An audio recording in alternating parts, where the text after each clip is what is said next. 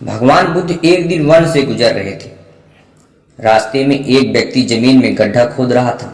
बुद्ध विश्राम के लिए वृक्ष के नीचे बैठ गए। उस व्यक्ति को खोदते खोदते एक कलश मिला। कलश में हीरे जवाहरात भरे पड़े हुए थे। उसने सोचा, आज मेरा भाग्य जाग उठा है। उसने कलश बुद्ध के चरणों में रखा और कहा, बुद्ध, आपके आशीर्वाद से ही मुझे यह अकूट दौलत प्राप्त हुई है। मैं इसमें से कुछ रत्न आपको भेंट करना चाहता हूं।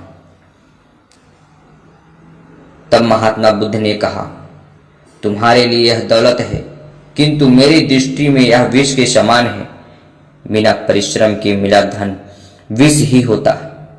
वह व्यक्ति बुद्ध से नाराज होकर कलश लेकर चला गया। उसने हीरे जवाहरात बेचकर संपत्ति खरीद ली और दरिद्र से धनवान हो गया।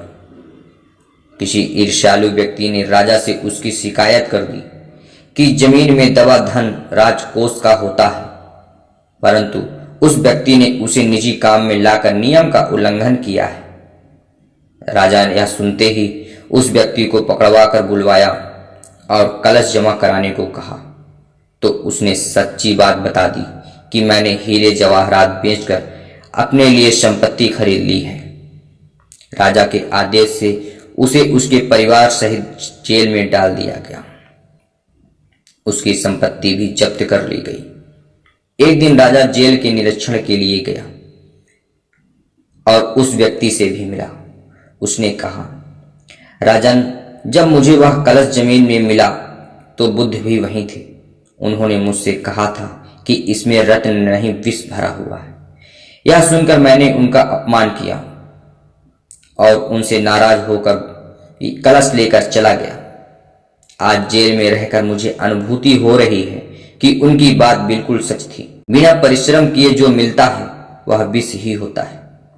मैं एक बार भगवान बुद्ध के दर्शन कर उनसे क्षमा मांगना चाहता हूँ। राजा ने भगवान बुद्ध को सम्मान सहित राज्य में आमंत्रित किया। जेल से निकालकर उस व्यक्ति को बुद्ध के पास ले जाया गया। उसने उनके चरणों में बैठकर क्षमा मांगी तथा कहा, आपकी बात सत्य निकली। कलश में तो वास्तव में ही विष था जिसने मुझे जेल भिजवा दिया। बुद्ध के आदेश से राजा ने उसे जेल से रिहा कर दिया। उसने उसी दिन से परिश्रम से प्राप्त धन से अपना जीवन यापन शुरू कर दिया।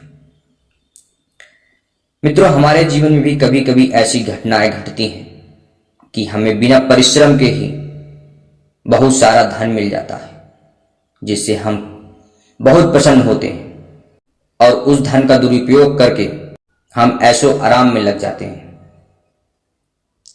किंतु बिना परिश्रम से पाया गया वही धन हमारे जिंदगी में पतन का कारण होता है, जैसा कि इस व्यक्ति के साथ हुआ। तो मित्रों, अगर आपको यह भगवान बुद्ध की प्रेरक कहानी पसंद आई तो वीडियो को लाइक कीजिए, चैनल को सब्सक्राइब कीजिए और भी ऐसी प्रेरक कहानियों के लिए बेल आइकन प्रेस कीजिए।